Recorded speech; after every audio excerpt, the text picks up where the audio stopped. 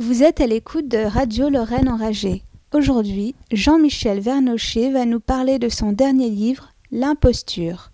Cette émission vous est présentée par Sylvain Durin et co-animée avec le journaliste indépendant François-Xavier Consoli. Nous vous rappelons que vous pouvez participer à la pérennité de la radio par vos dons sur notre Tipeee, tipeee.com/radio-lorraine-enragée.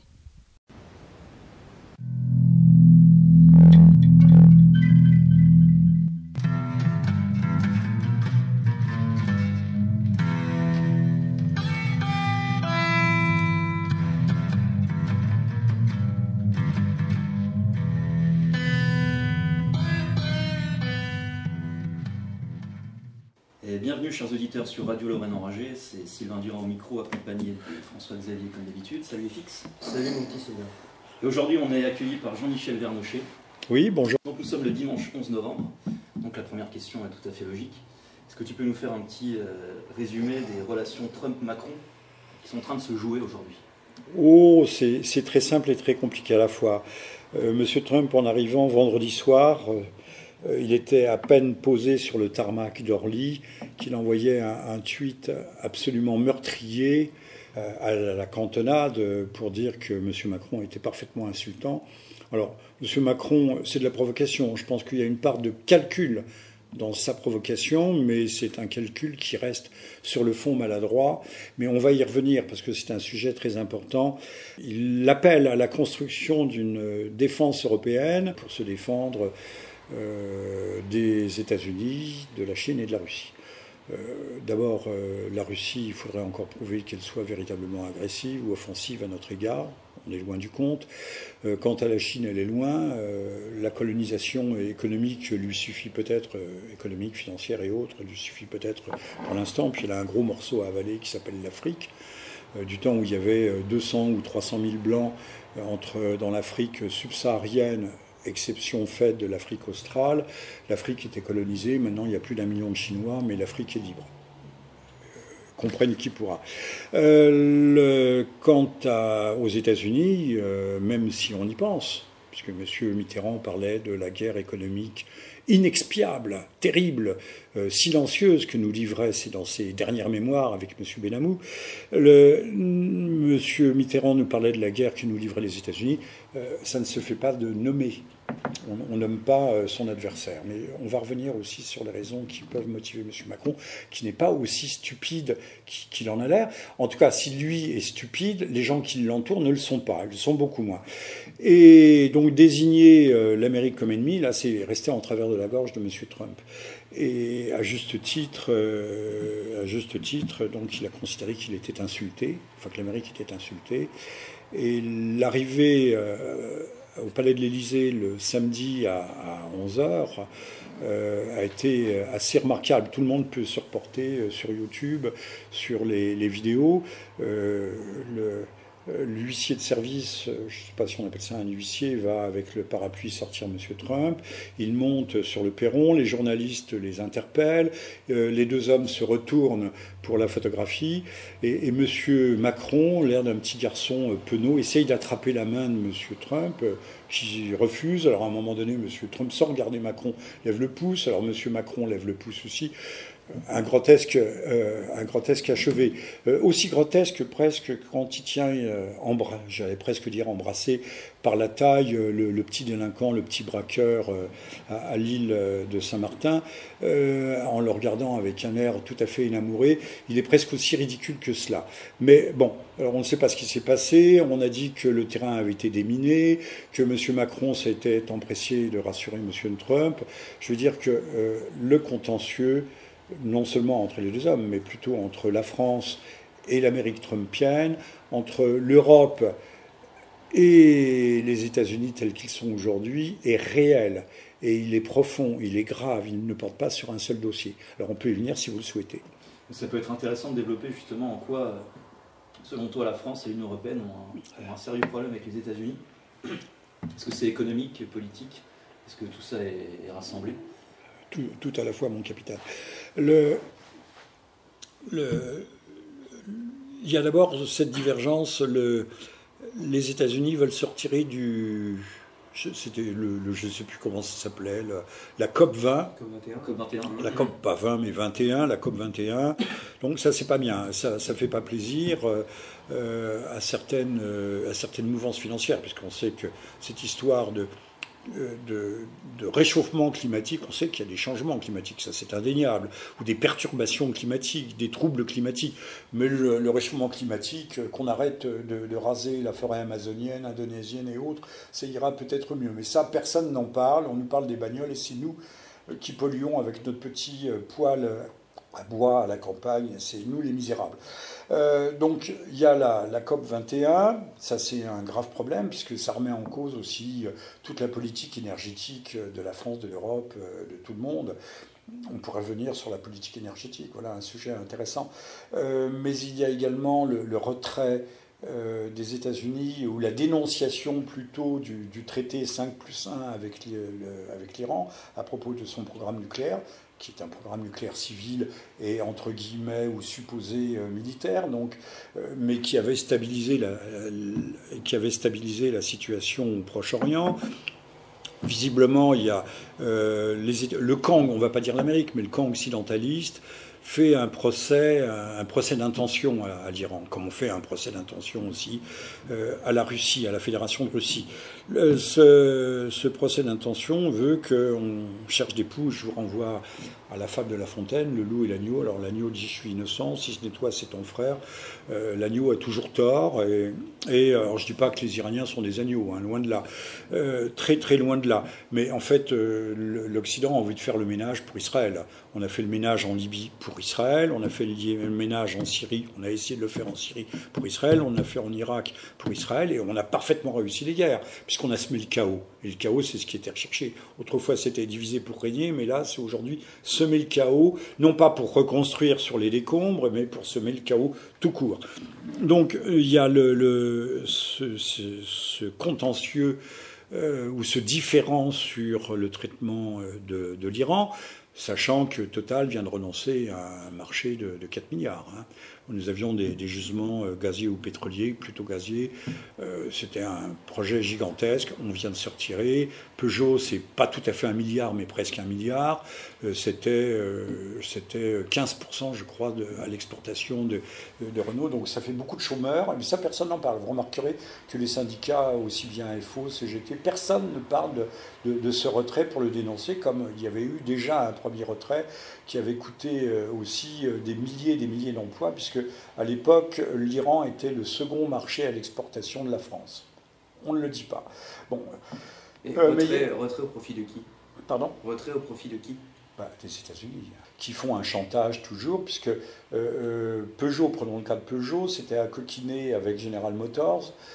General Motors est tenu par l'État américain de ne pas avoir de relation avec l'Iran, et donc dès lors que Peugeot était lié à General Motors, il fallait que nous suivions. C'est ça ce qu'on appelle, je fais une incidente, mais c'est ça qu'on appelle l'interdépendance. Mais l'interdépendance nous lie pieds et poings liés et nous oblige à suivre des politiques qui vont à contresens absolu de nos intérêts les plus élémentaires, voire les plus vitaux. Pour revenir, il y a aussi le contentieux sur les politiques commerciales. L'Amérique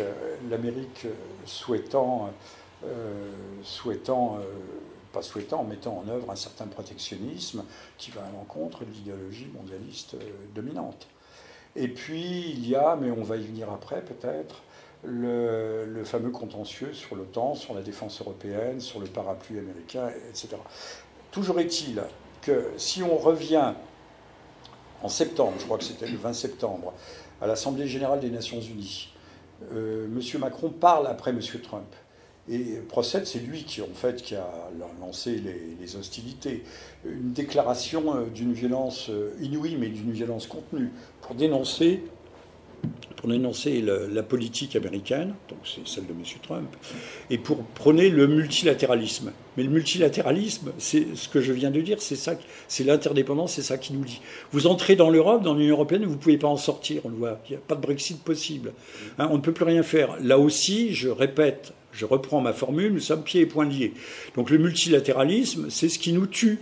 C'est ce qui fait qu'on désindustrialise en France, qu'on délocalise, que l'on n'a que des friches industrielles, que le chômage est galopant, parce qu'on ne peut pas faire ce qui serait bon dans l'intérêt des citoyens français, français ou immigrés d'ailleurs, de l'industrie française. Et alors on dit qu'il faut réindustrialiser, mais on peut pas réindustrialiser tant qu'on est dans l'Europe. Alors je dis pas qu'il faille quitter l'Europe, mais il faudrait faire autre chose que l'Union européenne de Bruxelles, qui n'est, comme l'avait dit en son temps Boukowski, le dissident russe, qui n'est qu'un soviet déguisé. On a 24 commissaires, 26, 27, qui sont des gens non élus, qui sont cooptés, qui sont désignés, qui sont souvent d'une grande médiocrité intellectuelle et qui regardaient Moscovici ou Barnier pour la France. C'est Barnier qui s'occupe du Brexit, Moscovici s'occupe de je sais pas quoi, de l'économie, des finances, du commerce international. Enfin, ça sont quand même de grandes nullités intellectuelles. Mais la classe politique, vous conviendrez avec moi, n'a plus de vivier humain. Parce qu'on choisit les gens, on les coopte sur leur servilité, sur leur docilité intellectuelle, sur leur conformisme. On ne peut pas avoir de scène politique depuis Delors. On voyait bien Delors, c'était encéphalogramme plat. C'est méchant de dire ça, mais c'est la vérité. Vous savez, le papa de Madame Aubry. Et on l'a vu avec M. Macron. Il met 15 jours pour faire un non-renouvellement, plutôt une non-recomposition de son gouvernement. C'est-à-dire qu'il n'y a personne. Il n'y a plus le vivier humain est tari. Quand les socialistes sont arrivés au pouvoir en 81, en mai, ils n'avaient personne non plus. Alors ils sont allés puiser à la louche dans les rangs de la franc-maçonnerie, et puis ils ont admis les trotskistes qui avaient un cerveau un peu plus structuré. Ça donnait les cambadélistes, les Drey, tout ce que vous voulez, les Jospin d'ailleurs. Mais il y a une pénurie d'hommes, et donc ce qui fait qu'on va droit la tête dans le mur. Je ne sais pas comment ça va se terminer, mais ça se terminera certainement en loup de boudin.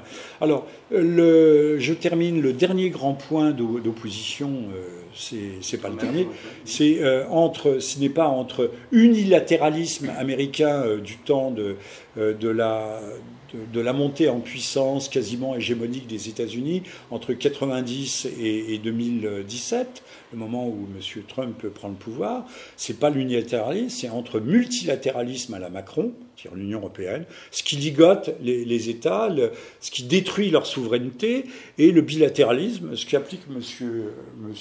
Trump, qui nous a bien expliqué lui-même, il l'a dit textuellement, qu'il était un nationaliste, parce qu'il s'occupe des intérêts de l'Amérique. Or, il est bien clair que M. Macron ne s'occupe pas des intérêts de la France. Ça, c'est clair, c'est net, c'est vu. Alors, si je vous comprends bien, il serait nécessaire, même vital pour la France, de quitter l'Union européenne actuelle. Non, il ne s'agit pas de quitter, il s'agit...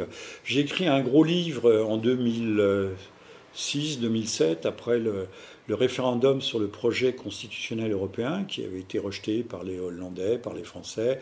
Les référendums anglais et polonais avaient été annulés, puisque nos élites entre guillemets, dirigeantes, ont une peur bleue de la démocratie véritable et surtout du suffrage populaire. J'ai écrit un gros livre qui s'appelle « Manifeste pour une Europe des peuples » aux éditions du Rouvre. Ça continue à se vendre et à se lire au compte-gouttes. Dans lequel j'expliquais, et je l'explique depuis donc plus de 10 ans, que l'Union européenne n'a rien à voir avec l'Europe. Mais rien. C'est un abus de langage. On nous dit l'Europe, mais où est l'Europe là-dedans ? L'Union européenne, c'est n'importe quoi, mais c'est pas l'Europe.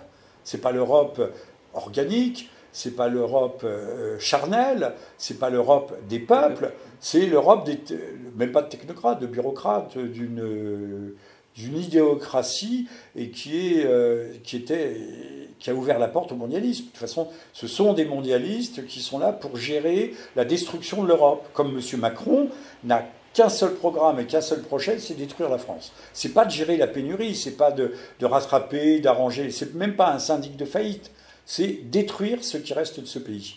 La preuve, c'est qu'on a ouvert très grand les portes de l'immigration massive. C'est pas par hasard. Ouvrez les yeux, mais je ne sais pas ce que les gens ont dans les yeux. Apparemment, d'ailleurs, les ONG spécialisées vont chercher les candidats à la migration dans leur village eux-mêmes. Donc ce ne sont que des jeunes hommes, entre 25, 30, 35 ans, 30 ans. Beaucoup se font passer pour pour des mineurs d'ailleurs, c'est plutôt amusant. Et donc on a des gros budgets pour les mineurs. Et donc ça fait partie de la destruction, mais il y a bien d'autres destructions. Le fait qu'on ne soit pas capable de protéger nos marchés, de protéger nos industries, de rétablir ce pays. Alors au fond, ce ne serait pas si compliqué que ça. Monsieur Trump l'a fait en 2 ans. C'est ce que tu expliques un peu dans ton bouquin L'imposture, qui est sous-titré Décomposition planifiée de l'État souverain. Ce qui m'intéresserait, c'est planifié par qui et pourquoi. Il faut voir, on va pas te dire il faut voir de qui sont les commanditaires de M. Macron. M. Macron n'est qu'une marionnette, puppet. Il faut chercher les masters puppet, les maîtres marionnettistes. Je pense que M. Soros est aussi une sorte de prête-nom. Ce sont les grands mondialistes. Alors je ne vais pas dire où, quand, comment se recrutent ces grands mondialistes.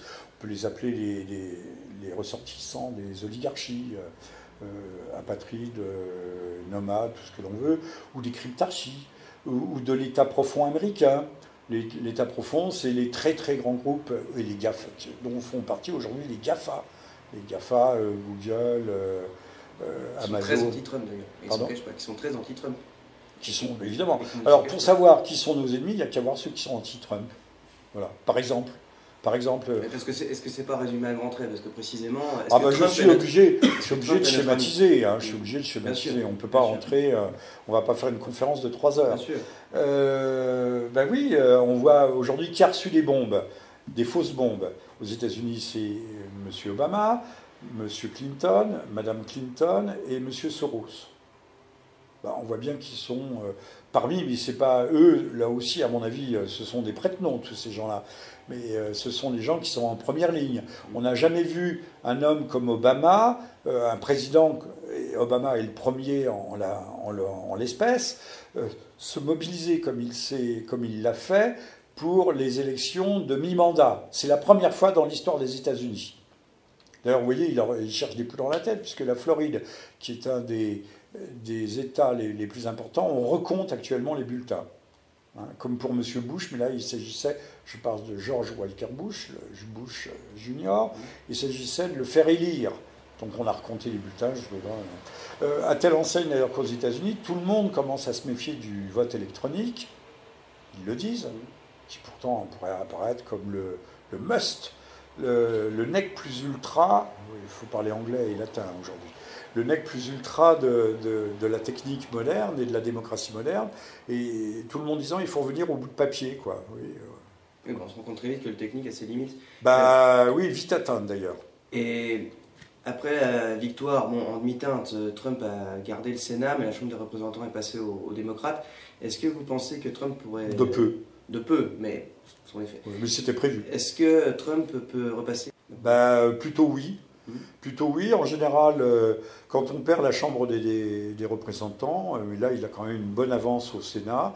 C'est le Sénat qui décide de tout.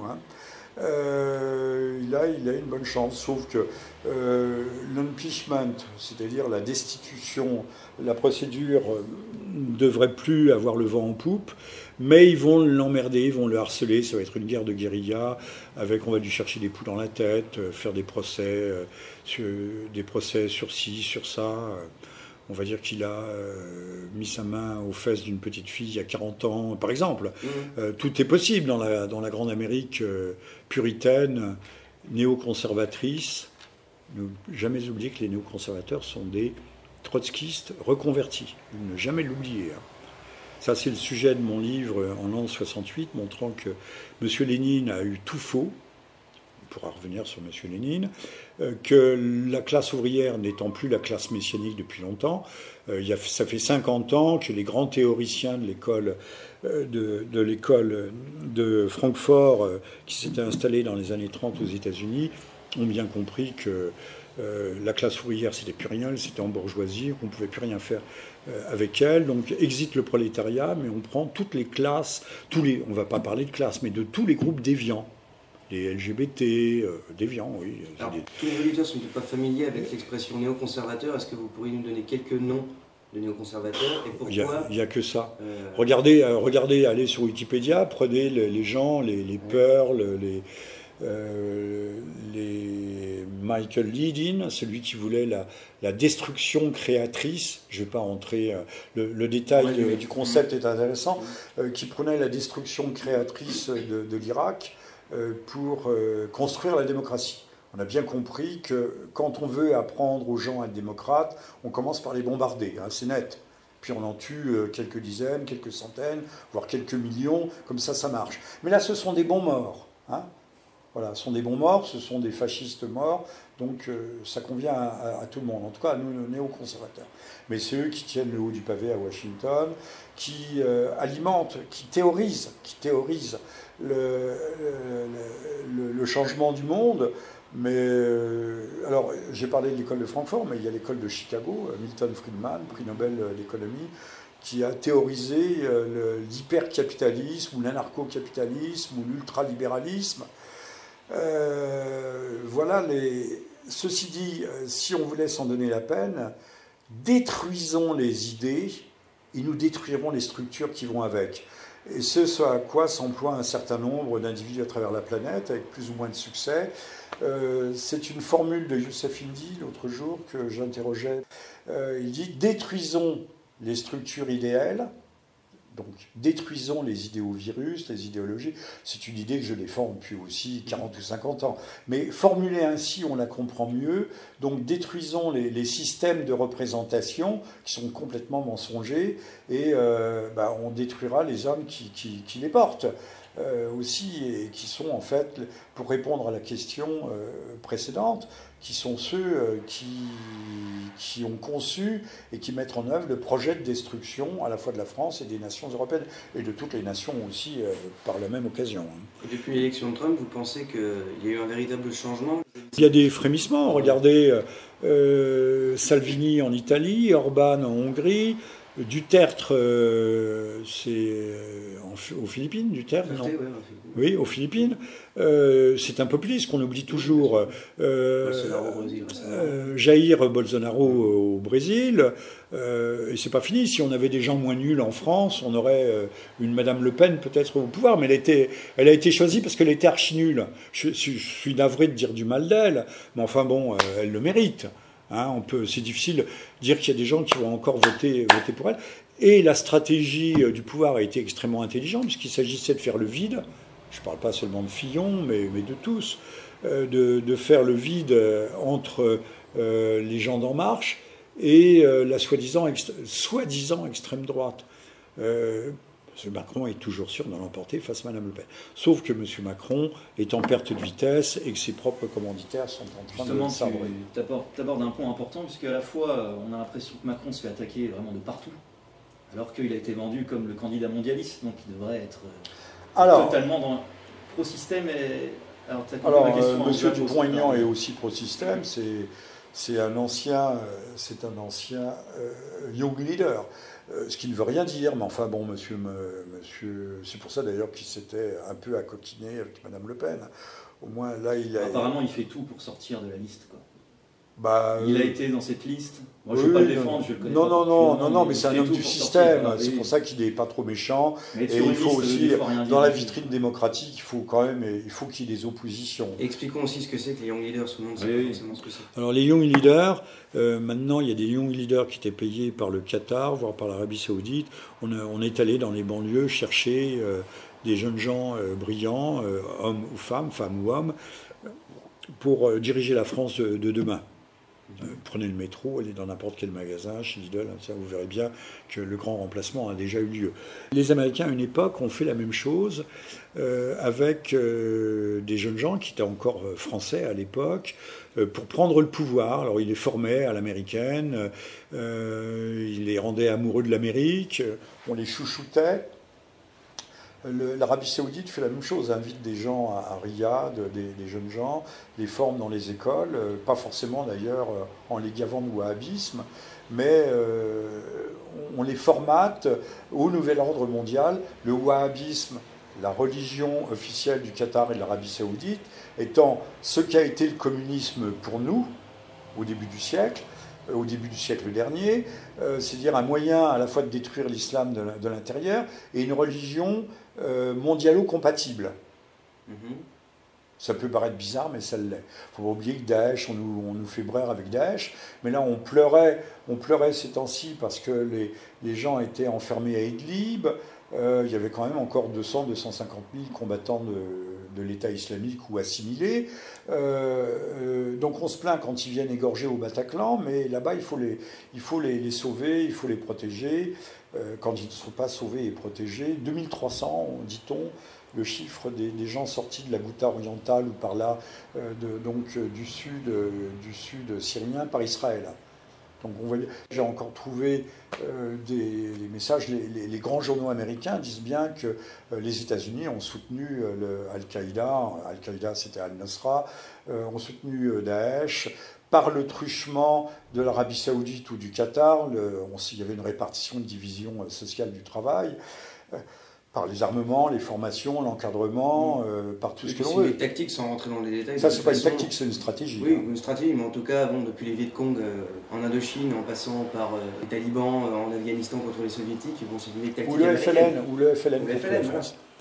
Les Américains fournissaient des armes, c'est pourquoi d'ailleurs, dans les années de Brest des années 90, jamais un puits de pétrole, une exploitation américaine n'a été attaquée par les islamistes, par le GPRA, puis le GS, etc. Enfin, les groupes salafistes pour la prédication. Finalement, si je recoupe avec ce que vous disiez juste avant vis-à-vis de l'Europe, est-ce que les gens qui dirigent aujourd'hui, les dirigeants européens, Merkel, Macron, etc., travaillent, si je vous comprends bien, contre les intérêts des peuples européens? Merkel, je ne peux pas dire qu'elle soit tenue par les roubignoles, elle n'en a pas. Mais on voit bien que c'est quelqu'un qui a travaillé pour la Stasi. Elle est peut-être convaincue, à ce moment-là, je l'appelle Miss Kartoffel, Madame Patatoïde. On voit bien que c'est la tête de pont. L'Allemagne, empêtrée dans sa culpabilité viscérale, maladive, morbide, était le pays adéquat, idoine, pour ouvrir les portes de la ville d'Is et faire pénétrer les flots d'immigrés. Pensez que depuis 2011, c'est au moins 8 millions d'immigrés qui sont passés. Mais après, ces gens se rediffusent sur toute l'Europe. Nous, officiellement, on a 200 000 immigrés officiels, plus 200 000 clandestins, vous imaginez l'hyperbrassage. Donc, Mme Merkel et M. Macron sont les complices dans le projet, je dis bien le projet de destruction de l'Europe. Sauf que ça commence à être un peu visible. Mais quelqu'un vous répondrait, ces gens-là sont... Oui, mais je me répondrais que je suis complotiste, conjurationniste, tout ça. Je le suis, ça peut faire plaisir, je le suis. Bon, moi c'est dit. Mais quelqu'un qui a à cœur les droits de l'homme, etc., et qui considère qu'il est normal d'accueillir ces gens-là, parce que justement ce sont... Oui, mais qui les accueille chez eux à ce moment-là. Alors, pourquoi d'après vous on accueille ces gens-là, et quel est le but ? Le but, je viens de le dire et je le répète, c'est la destruction. Casser la matrice ethno-culturelle, ethno-historique, ethno-confessionnelle. Quand on sera... Alors, il peut y avoir encore des réactions, mais le jour où on sera minoritaire, non seulement c'est le vote majoritaire, one man, one vote. Hein. Il se passera ce qui se passe en Afrique du Sud, où on sacrifie, on tue les fermiers blancs qui pourtant nourrissent l'Afrique du Sud, comme ça s'est passé dans l'ex-Rhodésie, appelé Zimbabwe. Donc on rasera les murs, on descendra du trottoir, mais plus encore, on ne pourra plus avoir de réaction, puisque nous serons, selon le projet de M. Sarkozy, discours à l'école polytechnique de Palaiseau, en 2006, 2007, donc quand il était... Sarkozy à propos du métissage obligatoire, par la force de la loi. Il faut se métisser. Alors après, Sarkozy a mis du Karcher dans son pinard. D'abord, il ne boit pas, paraît-il. Il prend de la coke, mais il ne boit pas. Enfin, je retire ce que j'ai dit, parce que je n'ai pas été témoin, je n'ai pas... Censure est passée. Bip, censure. Censure, mais enfin bon, il y a les révélations de je ne sais quel... fournisseur, un berbère marocain, fournisseur de M. Chirac, qui fait des révélations pas piquées. Il vient de publier un livre. Hein. Mais sans aller jusque dans ces révélations un peu personnelles, ce qui est quand même assez incroyable, c'est que tout ce dont tu parles, c'est quand même visible. C'est ultra visible. Et il y a un concept, je sais que tu l'utilises, c'est de Powell, qui s'appelle le sida mental. Les gens sont atteints de sida mental. C'est la vérité. Alors, on en revient à ce concept qui m'est cher, d'idéovirus. On nous a inculqué des virus. Alors les droits de l'homme, c'est un instrument Il faut le dire, les droits de l'homme peuvent être, comme la langue d'Ésope, la meilleure ou la pire des choses, et il faut savoir comment on les utilise.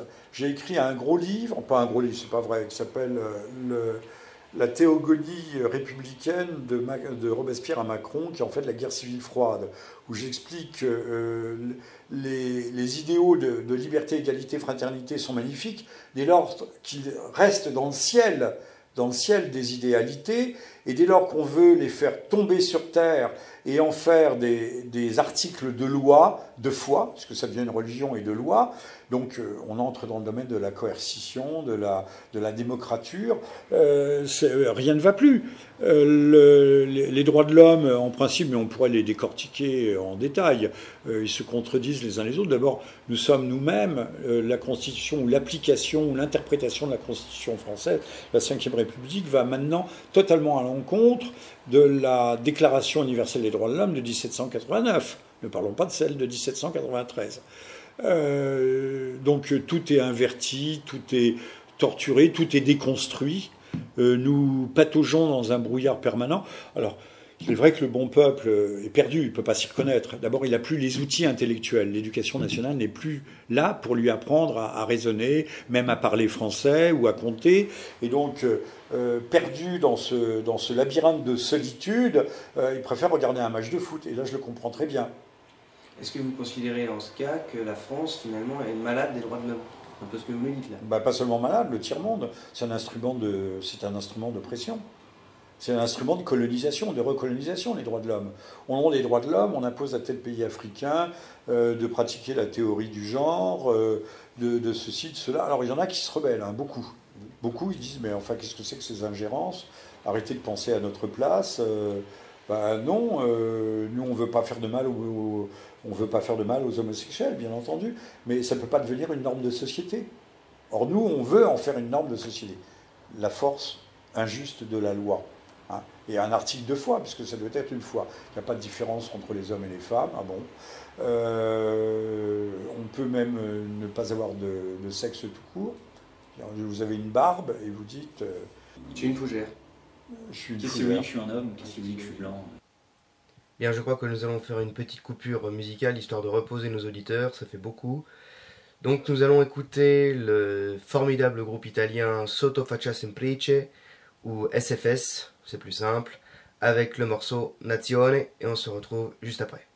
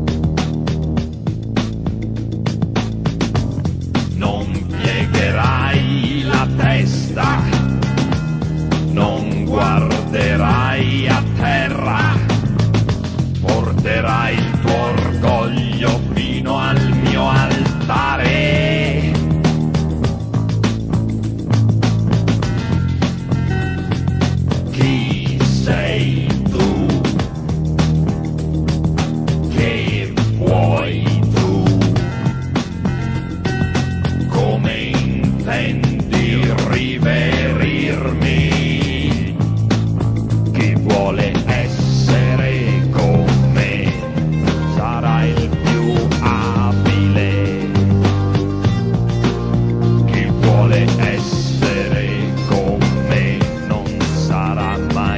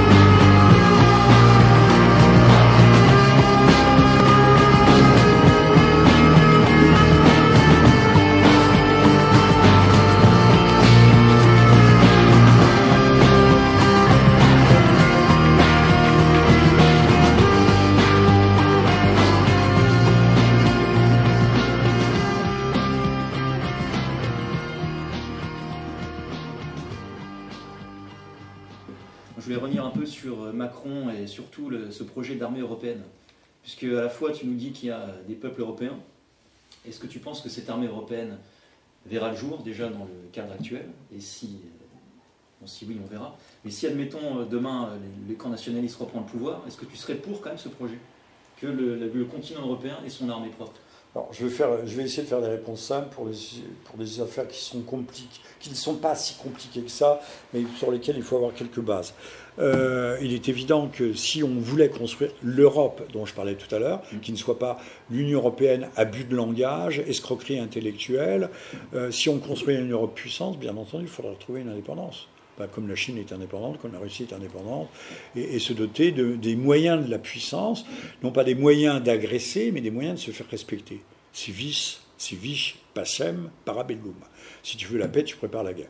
Le faible, on le voit ça dans toutes les cours d'école, se fait casser la gueule, mais si vous êtes fort, on vous respecte. C'est comme ça. Mais ce n'est pas ça que veut Macron. Bien évidemment, Monsieur Macron a commencé à paniquer avec tous ses copains mondialistes quand Monsieur Trump a exprimé des velléités de se retirer de l'OTAN ou de mettre un terme à l'OTAN. Alors il y a quelque chose de récurrent depuis Monsieur Nixon, c'est d'ailleurs depuis la fin des années 60, la fin des années 60, oui, c'est le burden sharing, le partage du fardeau. Alors, les Américains veulent qu'on paye notre part. Et je note que tous les journalistes, parce qu'il est marqué just share, pardon. Faire, ça pourrait être just share, la juste part. Aucun journaliste n'a traduit le mot faire, juste, honnête, faire. Ça, c'est donc une demande récurrente de la part des Américains. Mais les Américains, même si nous payons notre quote-part à la défense, ce qui est pratique, le Japon s'est développé après la guerre, parce qu'il n'avait plus d'armée. Donc autant de budget qui pouvait être réinjecté dans l'économie. Les Américains veulent rester les maîtres du jeu. C'est ça le grand problème. C'est qu'ils veulent... la France est rentrée dans le commandement intégré grâce à M. Sarkozy, toujours lui. Donc ça veut dire que nous sommes sous commandement américain. La France n'est pas indépendante, elle n'est ni autonome ni indépendante. C'était le cas en Afghanistan, mais là l'OTAN intervenait sous mandat des Nations Unies, à côté d'une opération strictement américaine qui était Enduring Freedom. Enfin, des Enduring Freedom, il y en a à travers toute la planète, même en Somalie. Mais donc nous étions sous commandement américain. Dans le commandement intégré, c'est les Américains qui commandent. Nous ne sommes que je ne peux même pas dire des vassaux, nous sommes des supplétifs militaires de l'Amérique. Alors que les Européens, tout d'un coup, dès lors que, j'ai oublié tout à l'heure de dire que M. Trump a dénoncé ou veut dénoncer les grands traités de limitation des vecteurs balistiques de l'armement nucléaire, je ne sais pas si c'est les SALT, etc., ça date des années 80, les Européens paniquent un peu parce qu'on a aussi notre Europe orientale, notre Europe de l'Est, qui, elle, a un souvenir cuisant de l'occupation des communistes. Et donc là, les Américains sont à leur affaire, puisque cette Europe de l'Est veut garder des liens très forts avec l'Amérique. Donc nous, ce que voudrait l'Amérique, c'est le beurre et l'argent du beurre. C'est-à-dire on paye, mais en même temps, ils nous offrent toujours, soi-disant, un parapluie. Mais le parapluie, je peux vous dire, pour avoir connu la guerre froide, on n'était pas sûr que s'il y avait eu vraiment une invasion soviétique, les Américains auraient risqué leur peau et risquaient de se faire nucléariser pour nous. C'est pas sûr du tout. On sait à l'époque que les Russes, avec leurs 5000 chars, il y avait 5000 ou 10 000 chars, étaient en 72 heures à Strasbourg. Hein. On le sait à l'époque. Hein. Le champ de bataille mondial, c'était l'Allemagne, c'était le centre-Europe. On ne le dit pas, on a quand même vécu avec une épée de Damoclès suspendue au-dessus de la tête. Donc, il y a des Européens qui renaclent un peu, d'abord parce qu'ils n'ont pas envie de payer, ça c'est une chose. Mais je vais vous dire que M. Macron, c'est pas parce que c'est un grand héros, c'est pas parce qu'il veut une Europe forte avec une armée, une défense européenne, c'est parce qu'il se méfie de M. Trump. Donc, s'il parle d'armée européenne, c'est poussé par le vent mauvais de la peur panique, à savoir si les Américains se retirent et se dégagent, se désengagent de la défense européenne, il faut être prêt à tout. Et puis, parce qu'on n'a plus d'argent en France. On n'a plus d'argent. Donc on ne peut pas consacrer, je ne sais pas, 50, 60 milliards à l'éducation nationale pour fabriquer industriellement des analphabètes et en même temps payer une armée. Je vais regarder tout à l'heure, après votre départ, le budget de l'armée, mais là c'est catastrophique.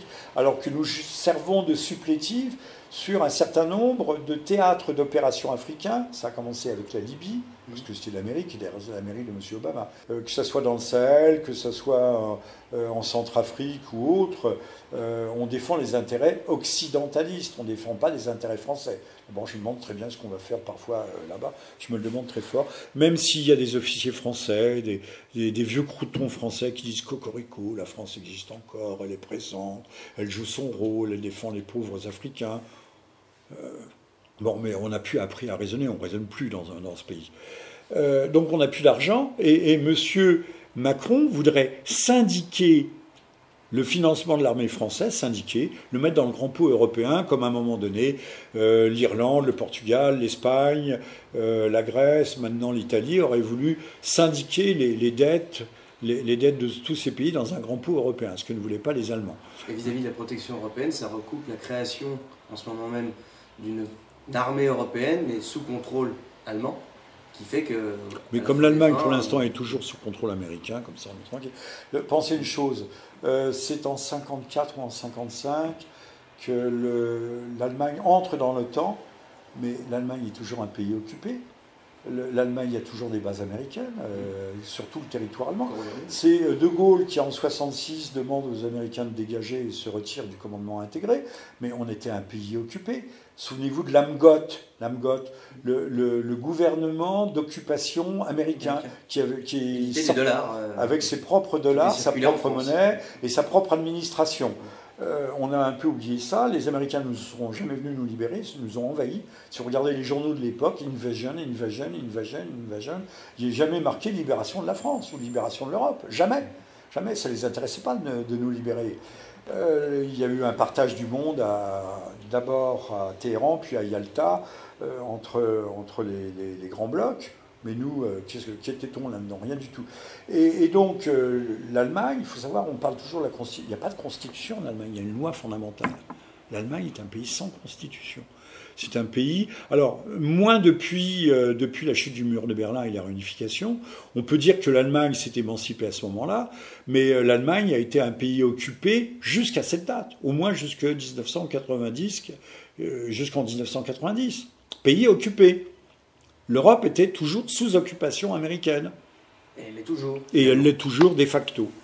Et pour finir sur cette armée européenne, parce qu'il y a quelque chose qui me taraude, je sais que tu es anthropologue, est-ce qu'il n'y a pas une contradiction, puisqu'il y a des peuples européens, il n'y a pas un peuple européen. Pour faire une armée, il faut une cohésion anthropologique. Les intérêts d'une nation ne sont pas les mêmes que celles d'une autre. Je réponds, entre 30 et 40 ans, j'ai sillonné toute l'Europe à vélo.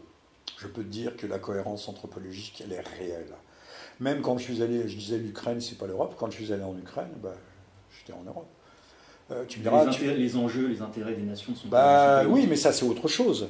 Si on parle, il y a eu le christianisme qui a créé une immense unité, mais l'unité ethnique, ethno-historique, elle existe. Elle existait d'ailleurs du temps de l'Ancien Régime. Tous les rois et les reines, c'était une seule et même famille à la limite. Hein, combien de la famille d'Anjou ont régné, Élisabeth d'Anjou a régné sur la Pologne, enfin j'en passe et des meilleurs. Aujourd'hui on a toujours un Bernadotte qui est roi de Suède.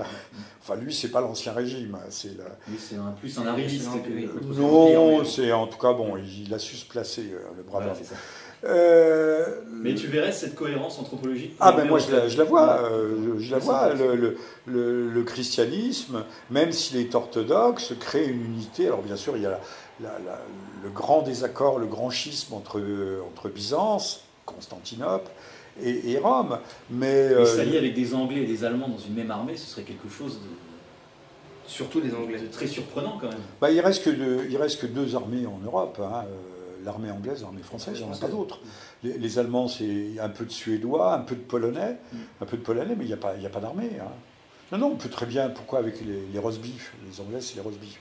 Pourquoi on ne ferait pas? Si on parle du peuple anglais, ils ne sont pas plus mal que ça. Il n'y a pas de raison. Après tout, à Dunkerque, on en a sauvé 300 000.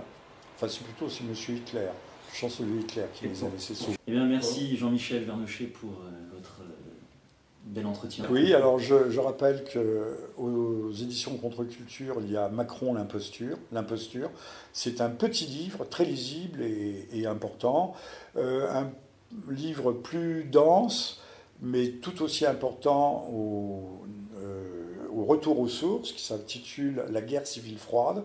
Livre aussi important si on veut comprendre comment fonctionne la politique, le labyrinthe politicien chez nous, puisque ça s'intéresse au rapport de la droite et de la gauche. Et puis le dernier en date, l'an 68, le bal du diable, où sous-titre le gauchisme, maladie infantile de l'hypercapitalisme, qui traite de 68 non pas sous le plan anecdotique, le vécu, l'expérience personnelle, mais plutôt d'un point de vue macro-politique et métapolitique, comme en tant que révolution mondiale et mondialiste. Et on peut dire à nos amis lorrains que vous serez en conférence fin janvier à Nancy. Le 30. Le 30, voilà. Si rien ne change.